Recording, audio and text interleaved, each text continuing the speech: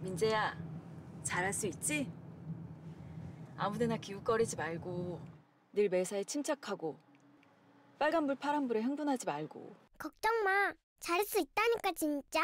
시작이 어려운 주린이가 걱정되신다면 대한민국 주린이집 이베스트 투자증권.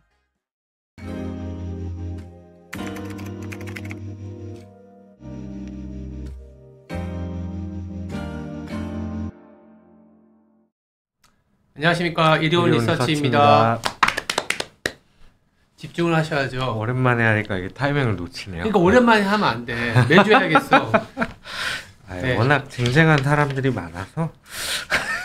오늘은 퀀트 정다운을 모시고 지금 현재 우리나라의 밸류에이션, 실적, 그리고 우리가 좀 뭐라 그래야 되나, 정성적인 걸 빼고 정량적인 거 봤을 때 어떤 섹터들과 어떤 종목들이 나오는지, 그러면서 시장을 해석하는 그런 시간을 갖도록 하겠습니다. 일단 첫 번째는 지금 미국의 변동성 대비 우리나라가 그래도 잘 버틴다고 해야 되나? 오늘 우리가 이 촬영하는 시간에는 어제 미국이 나스닥이 한 1.6% 빠졌거든요. 하락했는데 우리나라는 그래도 지금 뭐 약간 강보합인 것 같아요. 그 뭐 하루짜리를 얘기하려는 게 아니라 이런 흐름이 나타나는 뭐 근거에는 밸류라든지 수급적인 부분이 그쵸. 있으니까 네. 이런 얘기를 좀 풀어나가기 위해서 좀 질문을 드렸는데, 우리나라가 상대적으로 강한 이유? 이거를 좀 어떻게 풀어볼까요? 네, 뭐 실적에 대한 부분은 사실 안 좋은데 밸류를 많이 얘기를 드렸을 것 같아요. PBR 기준으로 봤을 때 확정치 기준 PBR로 보면은 우리나라 같은 경우에는 여전히 한 배가 안 되는, 뭐 그래도 좀 싼 영역에 있다라고 판단이 되는 부분도 있고, 제가 이제 이번 이리온에서 말씀드릴 주보 보시면은 이게 매주 나가거든요. 매주 나가는데 최근에 말씀을 드렸던 거는 펀드 플로우 단을 좀 중요하게 말씀을 수급. 드리고 있어요. 예. 28페이지 보시면 될 것 같은데, 매주 이제 글로벌 자금 동향이라고 보시면 될 것 같아요. 그렇게 봤을 때 뭐 어떤 자산으로 돈이 흘러 들어가는지, 어떤 자산에서 돈이 빠지는지, 이런 것들인데 한국 쪽으로 자금이 많이 유입이 되고 있어요. 그러니까 주간으로 들어온 거죠? 네, 맞습니다. 1.24라는 거는 어떤 의미예요? 순자산 대비해서 순유입 금액이라고 보시면 돼요.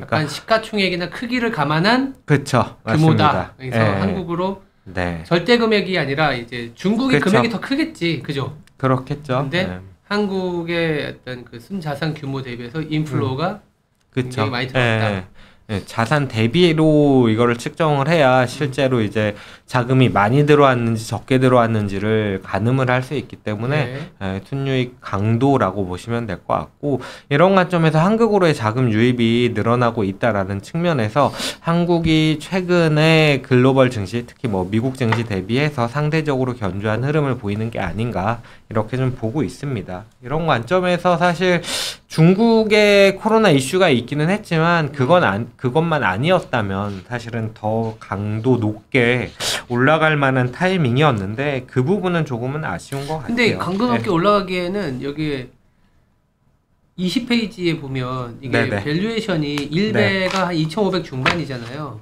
네네. 이게 또 공교롭게도 이 라인이 한 201선 정도 되는데, 네. 사실 저항이 좀 저는 여기 본문에도 써놨는데 코로나 이슈가 이 정도까지일 거라고 생각을 못했어서 한 중국? 1배 트라이 정도는 나오지 않을까라고 기대를 상방으로? 했었는데, 단기적으로 어떻게 그렇지. 알아요? 그냥 그렇죠. 2,500에서 지금 한 1, 2주째 이 1배를 앞두고 좀 주춤되는 모습이 나타나고 있는 거잖아요. 네, 그쵸. 이게 뚫으려면 사실 실적에 대한 개선이 있어야 되는데 그죠. 당장은 그 부분은- 실적이 그렇게 녹록치는 않다고 얘기해야 되나?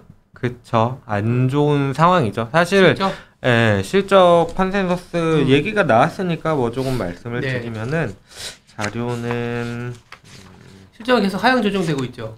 네, 15페이지부터 보시면 될 것 같은데, 실적 시즌 마무리된 거는 뭐 한 열흘 정도 지났어요. 열흘 네. 이상 지났는데, 뭐 그 사이에 제가 말씀을 안 드렸으니까, 실적 컨센서스는 안 좋습니다. 뭐 안 좋은 부분들을 반영을 하면서 컨센서스 대비해서 좀 크게 하회하는 모습들이 나타났다라고 라고 보시면 될 것 같고, 이제부터는 사실 실적 시즌도 많이 남았고 연말이다 보니까 컨센서스 조정이 많지 않은 시기예요. 그러다 보니까 최소한 연말까지는 컨센서스가 뭔가 드라마틱한 변화를 보인다라고 기대하기는 어려운 것 같아요. 그래서 실적을 연말까지 뭔가 좀 개선이 나타날 거다라고 보기보다는 그냥 뭐 이 수준에서 크게 다르지 않다 정도로 보시는 게 맞지 않나라고 좀 근데 보고 있어요. 업종별로 네. 보면 에너지 기계 빼고는 뭐 다 뭐 건강관리 보험은 괜찮았구나. 네, 그쵸. 건강관리 보험 쪽 특히나 뭐 좀 괜찮은 금융 모습들이 쪽, 나오긴 에너지 했는데. 쪽은 좋았는데 나머지는 뭐 다. 그쵸. 다만 이제 실적이 9월 말이 딱 코스피 저점이더라고요. 근데 그 그쵸. 이후로 이제 10월 초부터 실적 시즌이 시작이 되잖아요. 삼성전자 시작으로 해서. 근데 9월 말 기준으로 해서 코스피가 저점을 기록을 했고 지금 지수 레벨로 보더라도 10% 넘게 지수가 올라가 있어요. 앞에서 말씀드렸던 수급적인 요인들, 한국으로의 자금이 유입됐던 부분들이 좀 크지 않았나라고 생각을 하고 있고, 실적이야 당연히 안 좋았을 거로 예상을 했기 때문에 사실은 실적 부진이 크게 영향을 미치진 않았다라고 보고 있고, 이전 주보라든지 뭐 그 전전주 주보라든지 이런 거 보시면은 딥밸류 플레이가 약간 단기적으로는 일단락되는 그림이지 않나 이렇게 좀 보고 시장이 있습니다. 이제 상방으로 트라이 하기에는 그쵸. 2,500이나 2,600 가기에는 지금 실적 자체는 안 나오니까 그쵸. 밸류에이션으로 끌어올릴 수 네. 있는 거는 왔다. 단기적으로 네, 하면. 뭐 매크로적으로는 뭐 달러 좀 하락하는 모습을 보이고 하다 보니까 미국도 치고 나가지 못하고, 그러다 보니까 상대적으로 밸류 메리트가 높은 비미국의 EM 국가들을 대상으로 자금이 좀 유입이 된 게 아닌가라고 연말 보고 연초 있어요. 네. 2,300에서 2,500에 한 200포인트의 좁은 박스권이지 않을까. 네, 네, 그 정도, 그리고- 네, 그 정도 보고 있습니다. 네. 그러면 투자 아이디어 대한 아니면 부분. 추가적으로 얘기할 수 있는 게 저는 궁금한 게 이 퀀트 네네. 단에서 종목이나 업종을 이렇게 다루잖아요. 그쵸. 그러면 이제 특징이 있을 것 같아. 한 달마다 이 정다운 연구원이 전체 우리의 아주 정성적인 생각을 빼고 데이터를 돌려서 시장에 자, 네. 어떠한 아이디어가 나오는지를 이제 2차적으로 보잖아요. 네네. 그 얘기를 좀 한번 해볼까요? 네, 4페이지 보시면 될 것 같은데. 그러니까 우리가 이제 박스피라고 했을 때 좀 접근해 볼 만한 종목이나 투자 아이디어겠죠. 네, 매월 말 정도의 이제 팩터 모델이라 그래가지고 주식에 대한 여러 가지 지표들을 모니터링 하는데, 그 중에 지금 시점에 중요한 것들을 선별을 해내고, 그 기준으로 봤을 때 매력적인 주식과 상대적으로 덜 매력적인 주식을 가지고 롱 포트폴리오, 매수 포트폴리오, 그리고 숏 포트폴리오, 매도 포트폴리오를 좀 제시를 드리고 있어요. 근데 말씀드렸다시피 이러한 모델에는 정성적인 부분이라든지 매크로 지표들이 포함이 안 돼 있어요. 그러다 보니까 주식시장 내부적으로 어떻게 흘러가고 있는지, 모델로 봤을 때는 어떤 것들을 좀 전망을 하고 있는지를 저는 좀 해석을 해서 말씀을 드리고 종목도 제시를 드리고 있거든요. 근데 이제 11월 말 정도가 돼서 업데이트해서 좀 보니까 일단 저는 결론적으로 해석은 가치주 중심, 밸류 메리트가 있는 종목 중심의 종목장이다 라고 좀 그러니까 해석을 하고 박스피라는 있어요. 얘기지. 그 맞아요. 안에서 종목장인데 가치주 스타일, 그러니까 그쵸. 성장 스타일이 아니라. 그쵸. 맞습니다. 그런 스타일로 보고 있어요. 왜 그렇게 보냐라는 측면에서는 일단 밸류에이션이랑 수급 쪽으로 가중치가 쏠리는 모습들이 나타났어요. 이 전달만 보더라도 표에서 보시다시피 그래도 좀 유형별로 가중치가 분산되어 있는 모습들이 나타났는데 네. 이게 좀 달라진 거죠. 근데 일반적으로 저는 말씀을 드릴 때 가치 쪽이 지수의 방향성에 베팅하는 유형이다라고 말씀을 드리는데, 반대로 수급단 같은 경우에는 종목단, 그러니까 개별 종목 중심의 베팅 성격이거든요. 이게 더 많이 올라왔네요. 그죠? 네. 그러다 보니까 이 두 개가 상당히 좀 상충되는 모습을 보여요. 밸류에이션 네. 이렇게 제가. 네, 그쵸. 근데 같이 올라왔다. 네, 같이 올라왔다는 거죠. 그래서 거기에 죄송합니다. 저희 팀장님이십니다.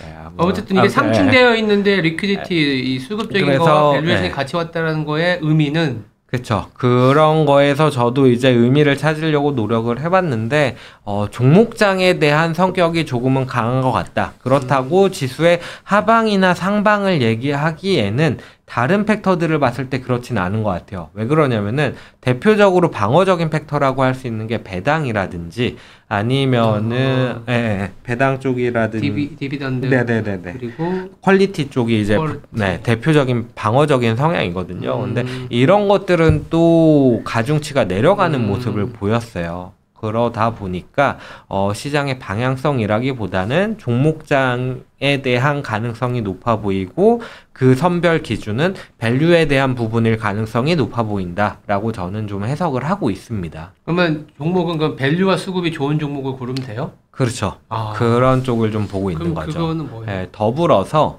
예. 한 가지만 더 말씀을 드리면은 이익 모멘텀에 대한 가중치가 상당히 낮아졌어요. 그러네요. 예. 9월 달 이후 지수가 상당히 좀 올라왔다, 반등을 했다 얘기를 드렸는데 부진한 이익은 어느 정도 크게 신경 쓰지 않는 주가 흐름이 나올 수 있다라는 것으로 저는 좀 해석을 하고 있어요. 예. 넘어가서 5페이지 보시면은 종목단에서 어떤 것들이 좀 도출이 되느냐라고 했을 때 롱포트폴리오, 그러니까 좋게 보는 종목들은 자동차도 사실 어떻게 보면 경기 소비재에 포함이 되긴 하는데 밸류가 워낙 싸니까 예, 지금. 자동차라든지 소비재 쪽, 유통, 필수 소비재, 의류 같이 좀 포함이 되고 있고 더불어서 정유주는 사실 뭐 3개 종목밖에 없는데 그 중에 2개가 포함이 되면서 야, 이게 보니까 경기 민감재들이네. 네, 그러니까 맞습니다. 경기 민감 소비 전체 소비와 관련된 거네. 그쵸, 자동차도 그쵸, 소비, 그쵸. 필수 소비든 임의 소비든 소비. 네, 그쵸. 뭐 소비 에너지도 쪽이라고 소비 보시면 쪽이라고 될 것 소비. 같아요. 네. 그런 관점에서 보시면 될 것 같고 반대로 쇼포트폴리오 쪽에서는 제야. 여전히 고밸류에이션 종목들 중심으로 선정이 된다라고 보시면 될 것 같습니다. 여기 보면은 순서가 그 네네. 스코어링을 했을 때 조금 네, 상이해. 그쵸. 시가총액 네. 기준이 아니라. 그렇죠. 그리고 네. 이게 신규 편입하고 이런 하이프 돼 있는 차이가 뭐예요? 신규 편입은 전월 달에 포함되어 있지 않았는데 이번 달에 새롭게 들어온 종목이라고 보시면 되는데 이게 더 의미가 있는 거예요? 그렇진 않나? 계속 좋게 보던 거랑 이번에 새로 좋게 보던 거는 차이가 좀 있기는 하죠. 네. 이를테면 신세계라든지 네, 그쵸. 그게 현대그린푸드 이런 게 네. 지금 사실 되게 어떻게 보면 그쵸. 약간 바닥에서 네, 그런 올려고- 종목들이기는 해요. 롯데지주도 정말. 뭐 그런 느낌. 바닥에 있는 종목들. 그래서도 사실은 제가 해석을 할 때 가치주 중심의 종목장이라고 얘기를 최근에 드린 포스코 거고. 홀딩스가 네, 네. 시가총액 지금 몇 등인 줄 아세요? 포스코 홀딩스? 많이 내려왔겠죠. 많이 올라왔죠. 아, 주가가 지금 시가총액이 무려 1, 2, 3, 4, 5, 6, 7, 8, 9, 10. 10등이에요. 오, 10등 이내로 다시. 그러니까 의미가 네. 있다고 보는 거지. 카카오는 포스코보다 이제는 내려갔어.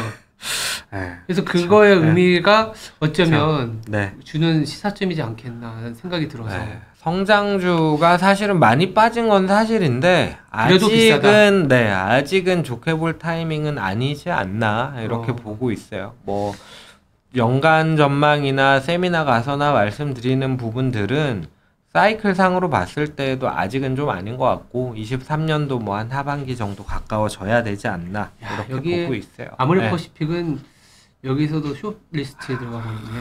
아무래가 엄청 주가 많이 빠졌는데도 네, 근데 오늘 좀 오르더라고요. 뭐 매일매일 어떻게 뭐 6페이지 보시면은 전월 종목들이 있으니까 같이 비교해서 보시면은 될 것 같아요.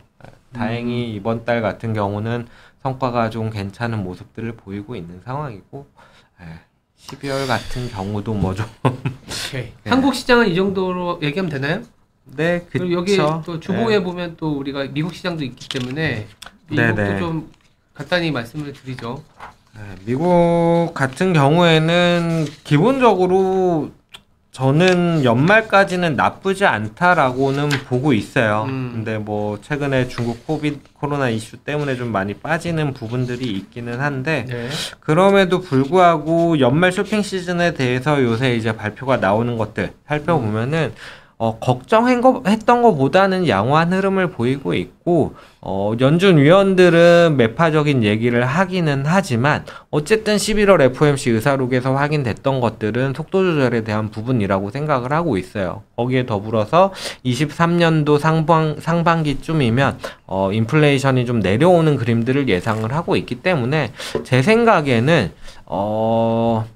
실제 의도는 어쨌든 인플레이션을 잡기 위한 건데 지금은 말을 세게 할 수밖에 없는 시점이지 않나 정도로 보고 있어서 늦어도 12월 FOMC 의사록이 발표가 될 때쯤이면 연준의 의도에 대해서 약간은 좀 다르게 생각을 하는 시기가 오지 않을까 저는 좀 그렇게 보고 있는 상황이에요. 데이터 단으로 좀 말씀을 드리면은 22페이지 보시면 될 것 같은데 중국 코로나 이슈 이런 부분들 때문에 IT 하드웨어, 애플이 포함되어 있는 IT 하드웨어를 제외하고 나머지 업종들은 지난주 기준으로 봤을 때에는 모두 좀 상승하는 모습을 보였습니다. 그 이유로는 말씀드렸던 연말 쇼핑 시즌에 대한 기대도 있었고 더불어서 이제 FOMC 의사록에서 확인된 대로 속도 조절에 대해서는 상당수의 위원들이 동의를 했다라는 부분들 때문이다 라고 보시면 될 것 같아요. 다만 조금 걱정하는 부분은 24페이지 보시면 될 것 같은데 이익 컨센서스가 좀 부진한 흐름들이 이어지고 있어요. 22년도 3분기는 우려 대비 양호한 실적이 발표가 되면서 좀 반등하는 흐름을 보였는데 4분기와 23년 1분기 같은 경우에는 하향되는 그림이 똑같이 좀 나타났다라는 부분 이런 것 때문에 26페이지 보시면 될 것 같은데 26페이지 보시면은 밸류에이션 레벨로 봤을 때는 8월 중순에 고점 8월 18일 정도의 고점이 18.2배였거든요. 근데 그 수준에 비슷할 정도로 멀티플이 올라왔어요. 근데 지수 레벨로 치면은 그때 대비해서 상당히 좀 낮은 수준이거든요. 그러다 보니까 시장이 완만한 반등 정도 내지는 지수의 안정 정도를 기대를 해야지 공격적으로 치고 나간다라고까지는 조금은 어렵지 않나 이렇게 좀 보고 있습니다. 미국은 네. 우리나라도 그렇지만 이익이 하향 조정되니까 네네. 밸류에이션이 동일해도 지수의 그쵸. 레벨은 낮아질 수밖에 없는 거고 네. 요때가 아마 잭슨홀 바로 직전일 거예요. 네네. 네. 그리고 나서 맞습니다. 잭슨홀 그쵸. 두드러 맞으면서 내려왔는데 네. 이번 주도 내일 저녁에 그쵸. 파월 연준 의장이 얘기가 있어서 그쵸. 다만 이때에서 이때까지는 물가가 여전히 뭐 지금도 높지만 사실은 한두 달밖에 안 꺾인 상황이었고 그리고 그쵸. 네. 연준의 대부분의 의원들이 다 긴축에 대한 강경한 입장이었는데 여기서는 약간의 노이즈가 있고 그쵸. 파월이 네. 아무리 이제 매파적인 얘기를 하더라도 이번 주에 ISM 제조업 지수라든지 고용 지표가 조금 더 슬로우하게 나오면 밸류에이션으로 여기 선을 그어놨는데 물론 하방 압력은 있겠지만 이렇게까지 빠질까라는 고민은 좀 있긴 있어요. 금리를 이미 우리가 터미널 레이트가 여기에서 봐주는 게 4.5에서 5%까지 반응한 거니까. 그쵸. 5.25 이 정도 보고 있는 건데 12월 FOMC가 사실 마지막이지 않을까요? 이렇게 강경하게 긴축을 강조하는 게 12, 13일인데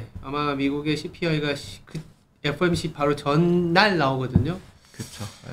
그러면 조금씩은 이제 터미널 레이트에 대한 값들이 수렴돼서 한 5% 초반 정도에 가면 근데 문제는 이거지. 그래 금리를 멈춰줬어. 근데 금리만 멈춰줬다고 해서 밸류에이션을 보면 뭐 R-G에 이를테면 배당 성향이잖아요. 뭐 R은 그래 오케이 멈췄어. 근데 마이너스 G에 G가 올라가야 주가가 되는 거 아니야? 이렇게 얘기할 수가 있지. 그런 부분들 당연히 있는데 인력 감축 많이 하고 있잖아요. 그 비용이 부분, 줄어들고 있다. 그 부분과 더불어서 사실 실적 발표할 때 부정적인 요인들로 지목이 됐던 게 여전히 공급망에 대한 부분, 재고에 대한 부분, 그리고 달러에 대한 부분들이었는데 달러는 어쨌든 뭐 고점은 이제 지났다라고 생각을 해보면은 더 이상 마이너스 요인으로 크게 올라가지는 않을 수 있다 정도. 그게 아마 확인이 되는 게 뭐 달러가 추가적으로 빠질지 어쩔지를 봐야 되긴 하겠지만 4분기 실적 시즌에는 그런 부분들에 대해서 조금은 달라지는 것들이 나오지 않을까 이렇게 보고 있어요. 중국 코로나 이슈도 안 좋은 거긴 한데 어떻게 보면 그 부분 때문에 또 인플레이션이라든지 뭐 원자재 가격은 빠져주는 부분들도 있다 보니까 뭐 마냥 안 좋게 봐야 되는 시점이냐라고 했을 때 그렇지는 않아 보인다 정도 말씀을 드리고 있습니다. 정리해보면 실적이 하향 조정은 지속되고 있지만 밸류에이션이 뭐 물론 반등은 나왔지만 그렇게 또 다시 비싼 영역은 아니고 약간 좀 이런 말을 치면 뭐 그냥 왔다 갔다 하는 장. 그렇죠. 그래서 저도 미국 시장에 대해서 안정성을 찾는 그림 정도를 보고 있는 거고. 한국하고 미국하고 좀 이렇게 박스 피라는 얘기네요. 그렇죠. 네.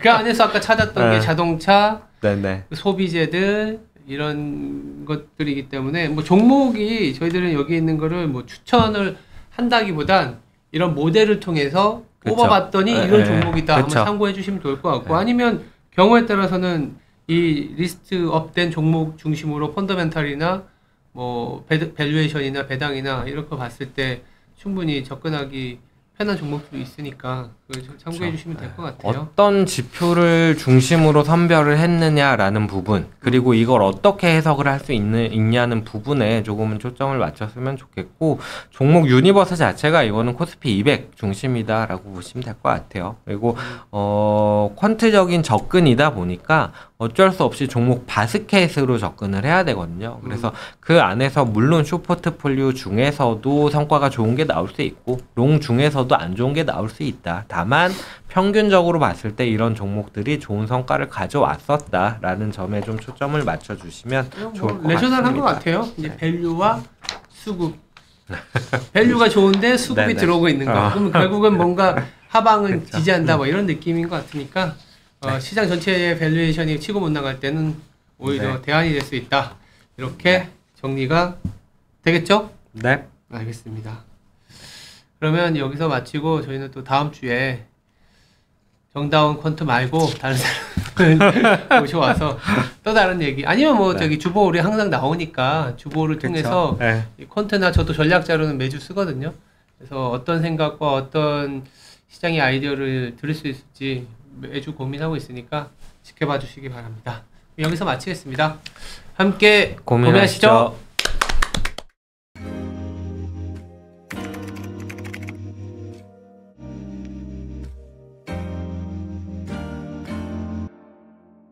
친구들은 아무거나 막 주워 먹지?